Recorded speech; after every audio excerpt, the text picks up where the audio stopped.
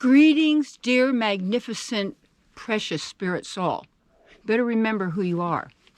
That's the most important thing, always. All right, dear one, take a nice deep breath. You know, when you're inhaling, you cannot speak or think. Did you know that? Use your breath. Use your breath to keep you centered. So take a nice deep breath right where you are. All is well. And my topic is how to manifest now your heart's desires. How to manifest now your heart's desires. Okay, the first point then, you already have it all. So this is what people don't know. As your authentic self, because you are a spark of the divine, you have all divine, godlike qualities, powers, and abilities naturally. All right. You can't get what you don't already have. So anything is always telling you you're going to be augmented. You're going to get some kind of a thing that's going to make you more powerful, more knowing, you're going to give you X-ray vision. You already have all of this already. But we have been religiously, intellectually, governmental, anything you want to say, because government means mind control. Ment is always mind, and govern is to control. Mind control, that's what government means. Is to make you believe that you're nothing, that you're needy, that you're a worm of the dust, that you're a creep, that God doesn't like you anyway, and you're not really a human, that the other people are human, but you're not. And it's all this stuff. You're not deserving, you're not worthy, you didn't earn it. You're a failure. You're a flop. Nobody wants you. You're not worth it. Never work anybody. Nobody wants what you've got. You better eat some worms. Remember that one? It's a conspiracy. That's mean they're conspiring. People are at meetings, little meetings, and conspiring. How can they take from you everything you've got and throw you on the heap, the dung heap? What are you agreeing to that for? Why are you agreeing you're not worthy? Why are you agreeing you're not good enough? Why are you agreeing that that even what you have to offer is? Why are you agreeing with poverty? Why are you agreeing with failure? You're agreeing, and agreement creates reality for you. Now here's the key. Okay, you already have it all. I want to give you an example of, like you say, a piece of marble. Let's take the beautiful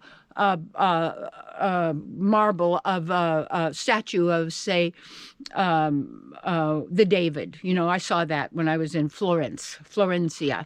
It was beautiful. It really is. Anything, it's just like the Taj Mahal. When you find something that's perfect in a sense like that as a thing, you get a hit from that. You really do. I know there was this solid gold Buddha that's in Thailand.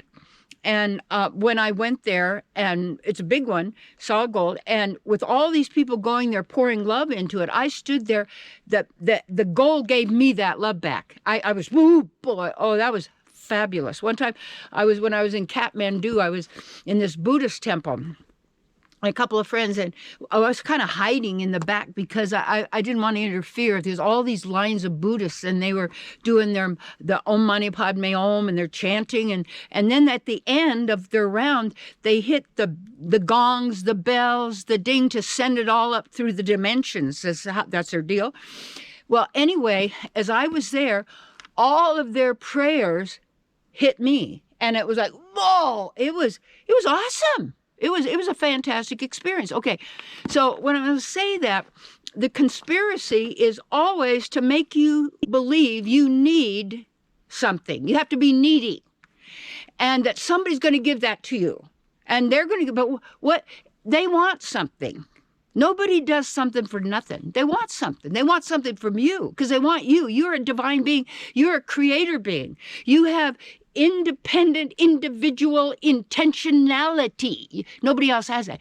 You have moral, creative abilities. Nobody else has that. The mind does not have that. It has to constantly, that reality that is controlling people through words, through intellectualism, through certain religious laws. And so how's the deal goes is that the so-called holy person, whatever they're going to be of whatever religion, all of a sudden God told them they're it. Oh, really? Oh, that's interesting. Okay, nobody else, no, just me. Then they're going to make the king and the queen because the royals, because God said, that's a racket whistle going off. And it's a business plan. But the business plan can only work when you don't own your powers, when you don't know who you are, when you don't know you're already whole, complete, and perfect. So I'm going to say, when you have this piece of marble, say that a statue is made from, and I don't know who it was, some artist, maybe it was a famous one, someone said, well, how do you get that figure out of the marble? He says, oh, it's already in the marble. I just have to chip away what isn't necessary. Everything is already in you. Nothing comes from nothing. Now, like the money plan. Okay, it's anybody who's controlling the money, got their picture. These are all sigils, you know what it is.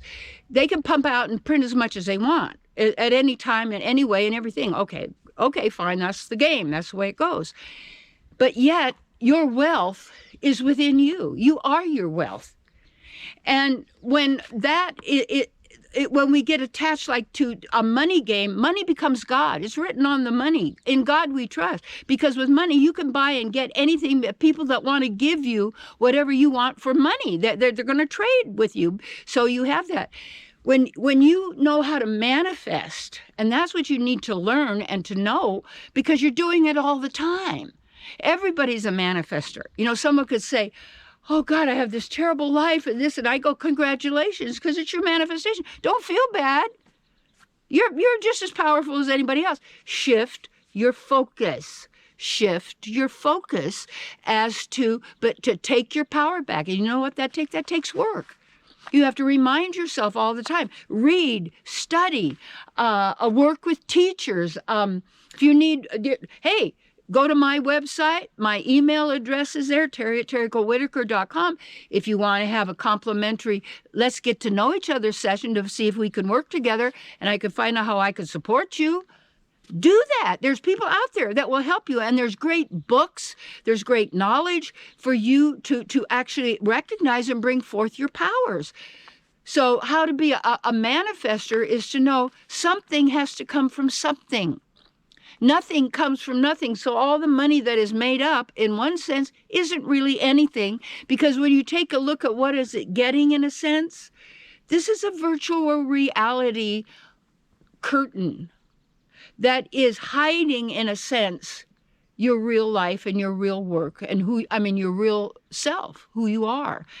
And we want to take off those bindings and those coverings so that the real self comes through. And there is a process as you start taking your power back. You have to know what that is. And you're being continuously programmed through everything: music, movies, TV, education, internet, programs. All of it is constant. Friends, neighbors, family, all fit in, be here, do this, blah, blah, blah, blah. You have, it's one of those things. I've got a rock right here, that I knew a long time ago. My spiritual life is most important, and I can accomplish anything. You can accomplish anything that is in your heart to do. You just have to know you can do it, and you start today.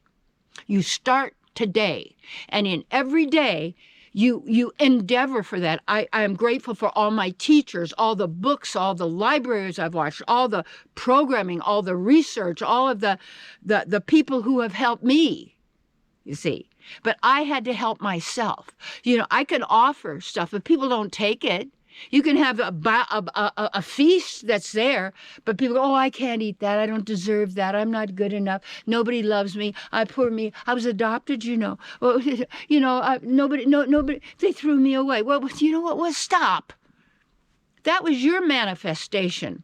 I got away from my parents when I was really little, as a baby, to go live with my great-grandmother. People say, oh, your parents didn't. No, they were busy doing other things. And I wanted to be with my nanny because she was my spiritual partner. And she's my granddaughter now. I know. Pretty cool, huh? Anyway, I just want you to know you can manifest whatever you need. You have to know you all already have it. Nobody else can give it to you. You have to dig for it. You have to realize it and then manifest it and express it. All things are possible to you now and forever. It hasn't changed because of what's going on. People are agreeing because they're afraid they're going to die. Oh my God. You cannot die. That is absolutely ridiculous. You can lose your stuff, including this physical concept, but you are an eternal being. Rise up. Be who you are. You're more powerful than any of it. Know it beyond a shadow of a doubt. Your source. Big hugs.